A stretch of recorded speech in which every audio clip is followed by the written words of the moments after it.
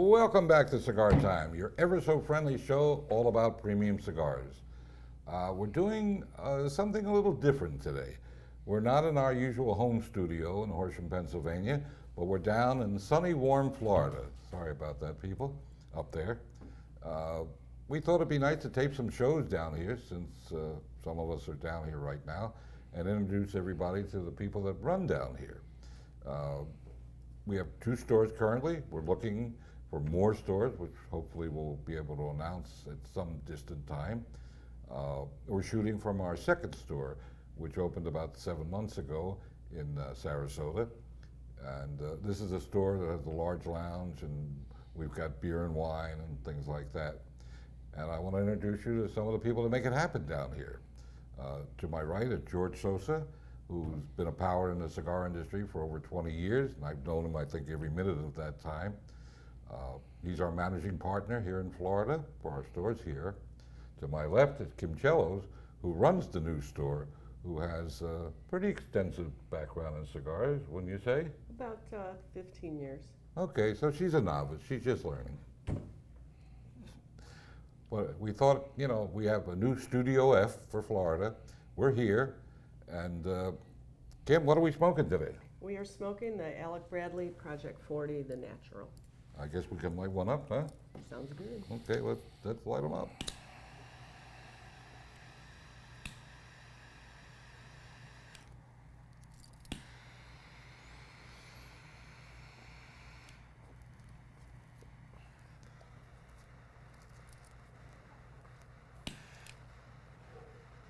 As we shoot these shows down here, we just want to be respectful of the fact that it's in the low 80s here and kind of know it isn't quite that warm up north. And that's why our expansion plans definitely include more stores in Florida. It's a great place to do business. They've got a great governor down here. We've got a wonderful staff of people that George kind of runs ragged a bit. But other than that, we're good. Nah, he's a good friend. I always tease him, but we get the job done down here, and we have excellent people. Very proud of the people we have down here, both full and part-time people.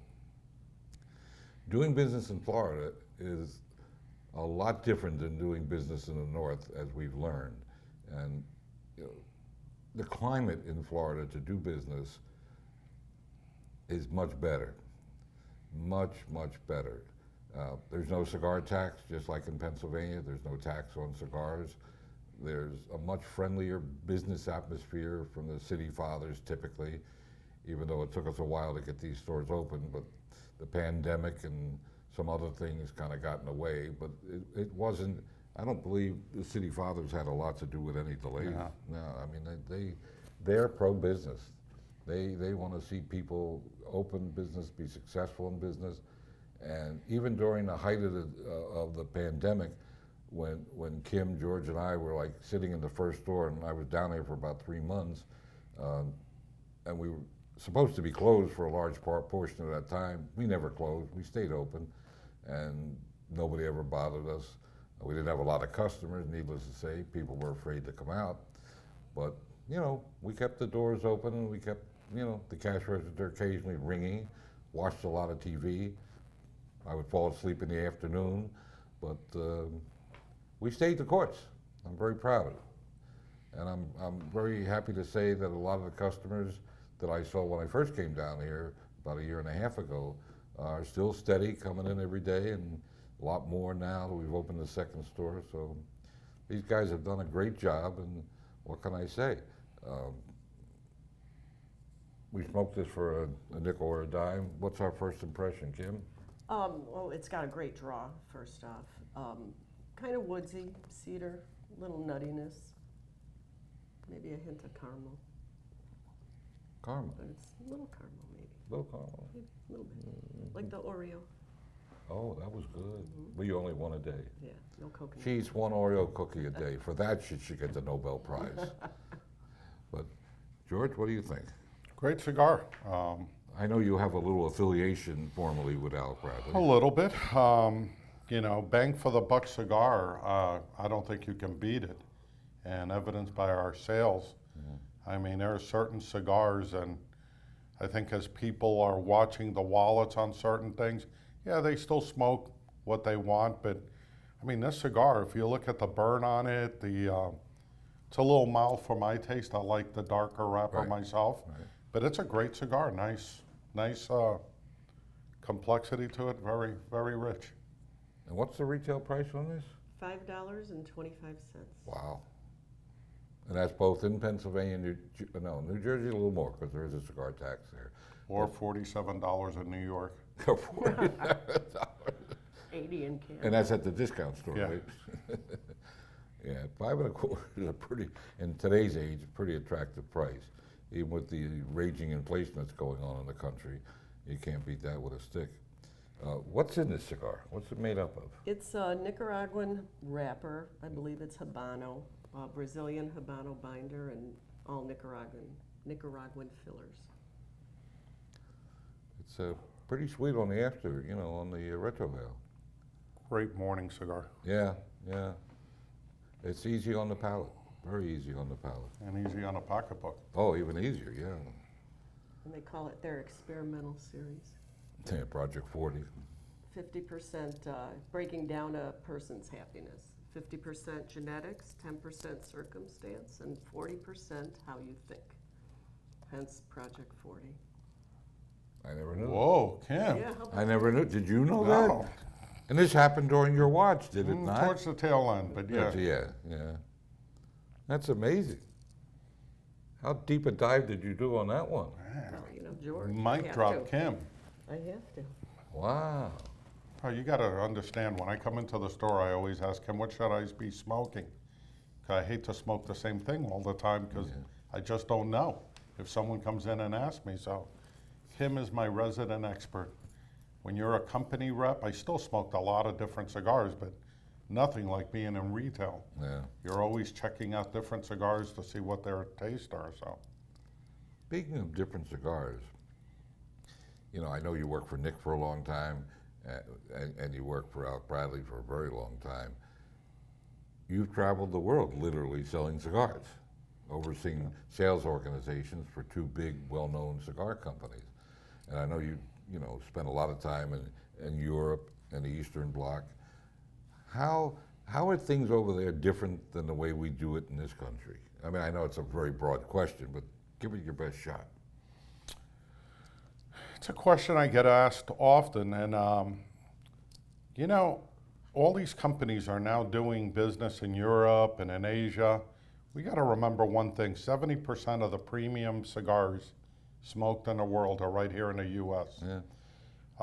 The difference between, let's use Europe as an example, and then let's drill down and use Germany, which is the largest market of premium cigars, long filler, in Europe.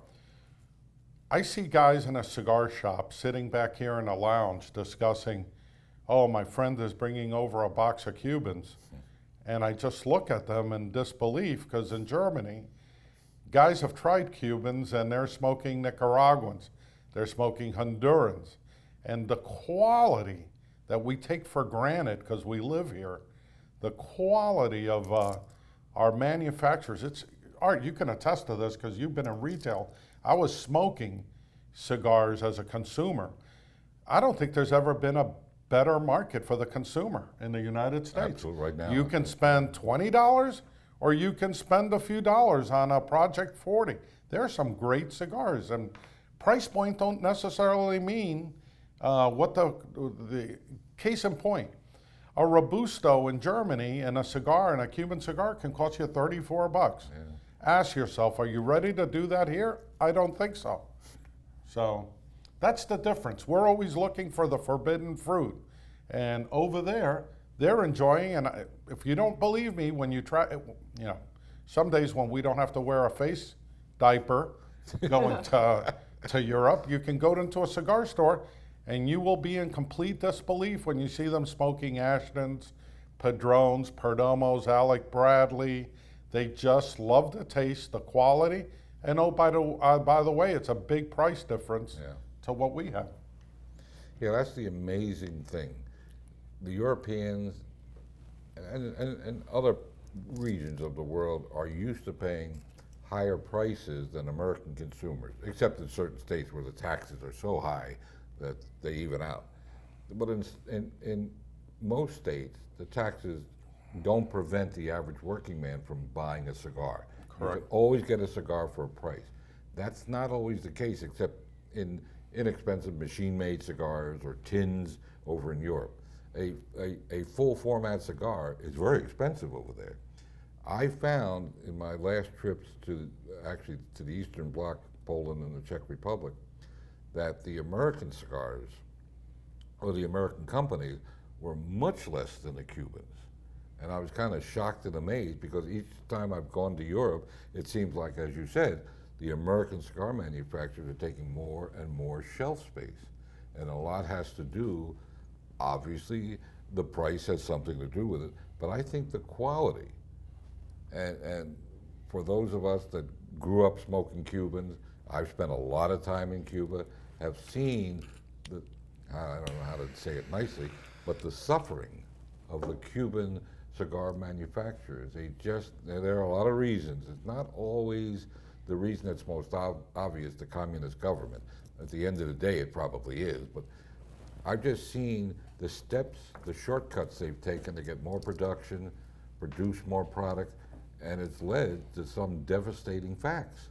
I mean, if you're lucky enough to actually procure a genuine box of Cubans, which in this country is not always the case, if half of them draw well, it's amazing. If a third of them have the same color, it's amazing. You may not notice the difference, but to those of us who've been looking at cigars all our lives, we can tell the difference in the colors.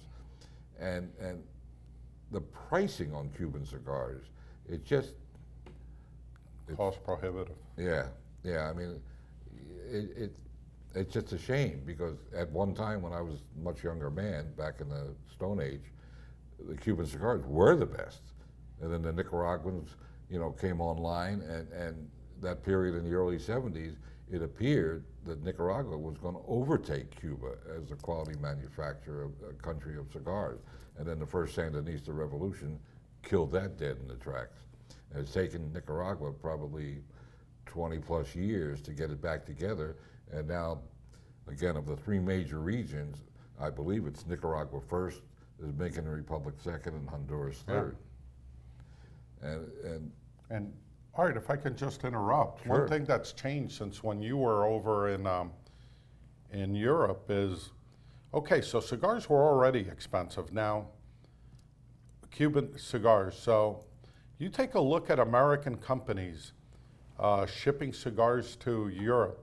They're made in Central America, so they get a tax break going. They don't have to pay a lot of import charges on the cigars. They get waived.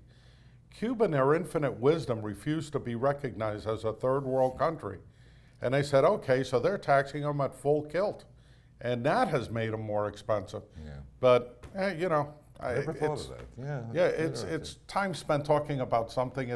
That's the major difference. I think people now have an appreciation for the workmanship and the things that we enjoy in this country. I mean, cigar shops. You go to art stores in Pennsylvania, you come down here, any of your local cigar shop. We're used to walking in there and unbelievable variety. There's only a few shops like that that stand out in Europe. Yeah, and they're not big into watching. I don't care if it's the World Cup. There are no TVs. You either talk to each other or leave. Well, they look at us, they think we're crazy. This store has 7 TVs.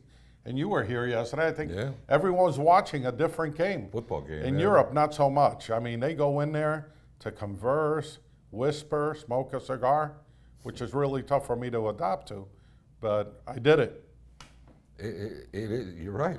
I never thought of that. But the European shops that I have been in are, here and there you see a TV in the corner of the room on a table that's like a 19-inch television, and they're watching that game that they play with that round ball that they call football, but not our football. Yeah, the stores are not, I mean, They're small. There are exceptions. There are some beautiful, I have some friends in Cologne that have a beautiful store. I got some friends in Dusseldorf. There are some majestic, for every one of those, there's a grab and go. Yeah. And that includes Davidoff shops. Yeah. And their classic grab and go is a lot different than ours. Typically, in a nice American shop will have a lot more variety. And I found, again, it's been about, what was I, maybe 8, 10 years since I was last in Europe. But I find a selection in a lot of these stores, even in places like Prague and Budapest, the selections are very narrow. There's just not a lot of selection. Yeah. But yeah, there is a difference. Enjoying this? Yes. You know, I get knocked at home, but I have something that I've been calling the price quality quotient. And when we do our final review and put a review number on it, that typically is somewhere between 8.75 and 10.0, when very few cigars over the years, we've been doing this for 8 years now, but very few stores very few cigars, have arrived at a 10.0. So, yeah, they fall on that 8.75 to 9.50, but some of us on the panel, I won't mention names, and sometimes I think of him as a old stick in the mud. This is an inside joke. You know, when I explain this and I say, well, I give the cigar a few more points because it's very affordable, I get knocked on because some of us on the Pennsylvania panel say that price should have no bearing on the quality, blah, blah, blah. And I agree. It's either good or it's whatever. But if it's good and inexpensive, to me, that's extra bonus points or extra value points. And I rate the price as part of the quotient. It's important. Yeah. But I agree. Especially when you smoke. at least Florida's smart enough to There agree. you go. Well, it's especially when people see me. I constantly have a cigar in my mouth. I mean, people freak out when they see me smoking in a car. I've had some okay cars, and people freak out when they see me. I can't drive without.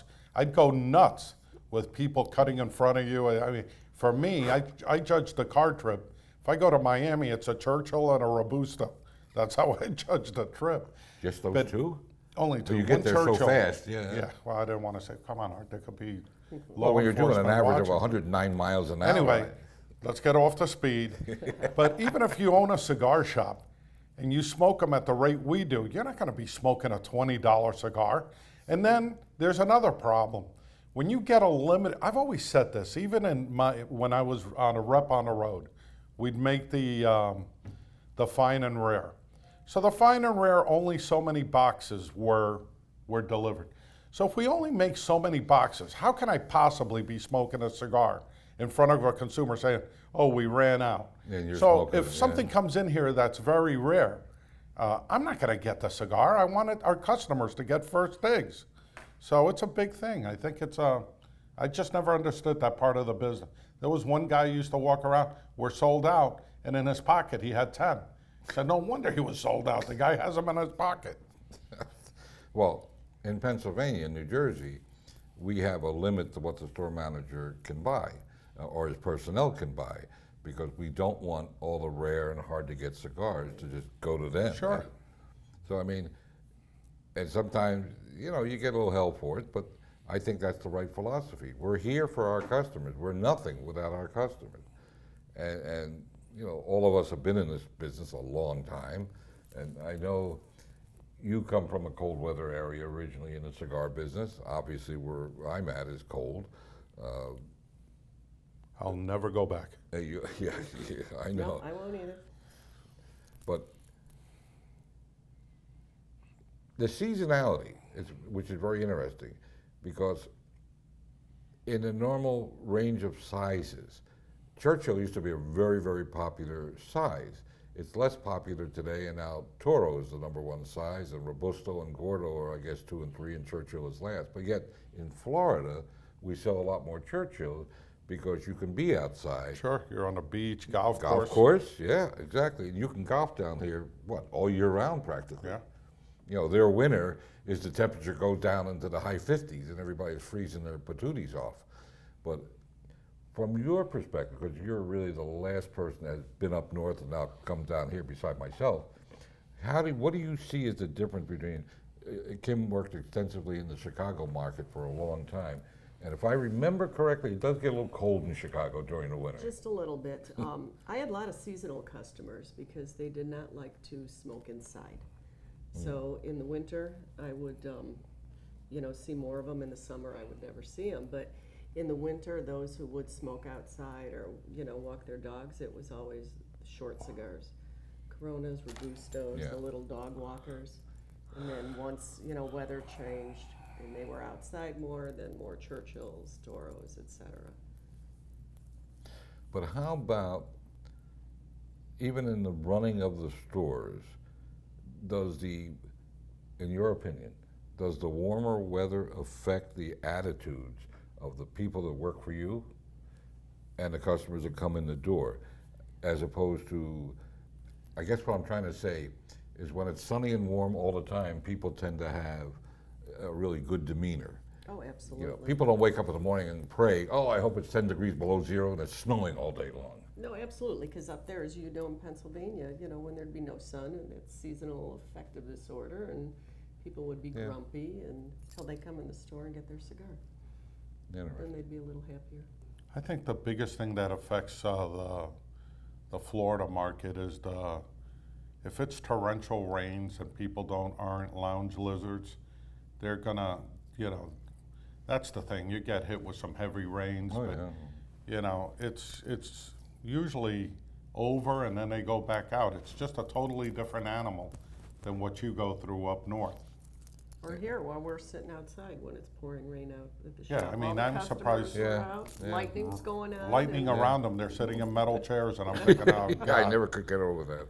And even your rainy season here, it's just basically a couple of months. Yeah. And it's not raining day and night, even during those. No. those Hey, there's a months. reason we went through growing pains. You mentioned it at the opening of the show. Wasn't the town fathers, it wasn't, the amount of growth going on in Florida right now is unprecedented. Especially this area. The amount of growth in Sarasota County, this is the largest growing county in the nation right now. And it used to be just Midwesterners. I mean, Art can attest to this. There were a lot of Eagle fans here yesterday. Yeah. I mean, as a Dolphin fan, we all have our crosses to bear, so I have to deal with fly Eagles, all Yes! summer. But Should I do the Eagles chant? yeah. No. So we have a good, people are coming in from everywhere. I mean, people are nice to each other. It's a pleasure. After living in Miami for the past 22 years, and I loved Miami when I first moved there, but I can see the changes. I can see the edginess, and I really didn't want that. This has been a perfect fit, and I hope if you guys make it down here, we'll treat you like family. We're going to even treat them better. I'll tell you why. Good point.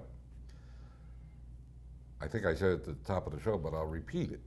If you're a lounge member in any of our stores or our club members, or you have points in our point system, which we also have in Florida, your points are redeemable down here.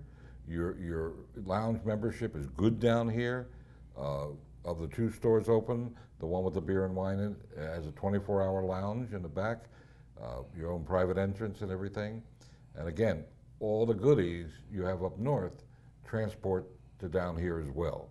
So we encourage, and even during the height of the pandemic last year, when basically the three of us were sitting in the first store day and night, there were a lot of people that came in, I was amazed, that had been in our stores or had seen this show up there and saw us down here. We even picked up a member. Yeah.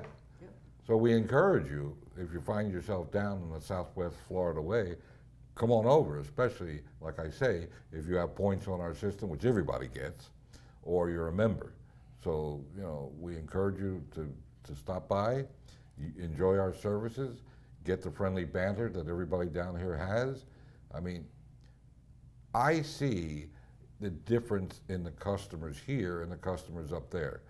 The customers up there are great people. And in a lot of cases, I've known them for over 20 years. The same people come in. But again, you can't golf up there, but 4 or 5 months a year? And down here, you can golf 12 months a year. And that seems to be the binding factor of cigar smokers. They tend to play golf. And when you can play golf 11, 12 months a year like you can down here, it's a lot different than when you're shut in for 6 months of the year. Although there's some hardy souls that go golfing if it's 42 degrees. I wouldn't be one of them, but there are people that would do that. So we encourage you to please stop by and say hello to George and Kim and Mark and, you know, we have a whole pack of people who will, you will enjoy your visit to our stores. You will enjoy our selection, you'll enjoy our lounges, and more importantly, you'll enjoy the people on both sides of the counter. And that's the thing I find that intrigues me the most, that I enjoy the climate. I've been coming to Florida for a very long time, and I've only been coming to the West Coast for about 15 years, but there is, as George said about Miami and here, there is, I call it a stark difference. And again, this is a growing area beyond belief. Real estate prices attest to this. Well, I think it's time to get on with our final review. Kim, tell us what you like and don't like, and you know, George and Kim are new to this show, so just bear with us. And then you have to put a number on it, a decimal number. Like George, I prefer Maduros, but, and like you said, this is a very good stick. That's for you, Rob. Especially for the price. You know, it's great value, it's great for the price. It's a really nice morning cigar, I think also. It smokes beautifully, the flavor stays with you, it's not too harsh. So I would probably give it 9 1/4. Okay, that's a very good, that's a decent review. And you're giving it bonus points for the price, yes? Exactly Did you like hear that, said. Rob? She gave it bonus points I for the agree price. with Art on that. George? Agree with Kim, 9 1/4. I think the future of Alec Bradley with some of the latest things I've been smoking. It's good to see Alec and Bradley taking a positive approach and getting their hands dirty, and they're coming up with some creative things. It started with a Project 40, and now it's going into other lines, and good on them. Great cigar. Put a number on it. 9 Oh, and- you said 9 1/4, I'm sorry. You want me to give it higher? Lower? Just give it what you think. Well, I can't really add much to what they've said. I mean, I happen to like the cigar a lot. It's not a real complicated cigar, to say the least, but it's a really tasty cigar. And I think, I don't know if you or Kim said it, early morning cigar, first thing in the morning Yeah, I think we cigar. both did. Certainly, it's that. I'm not sure I've smoked the Maduro, and I love a good Maduro, so I'm going to try it. So, I mean, what can I say? 5 1/4? 9 1/4. No, 5 1/4 for the price. Yeah, $5.25. Just want to remind everybody that, see if I missed anything, And it's the Robusto. it's the Robusta, 5 1/4, that our second show, CigarTIME Outlet Show, will follow this show.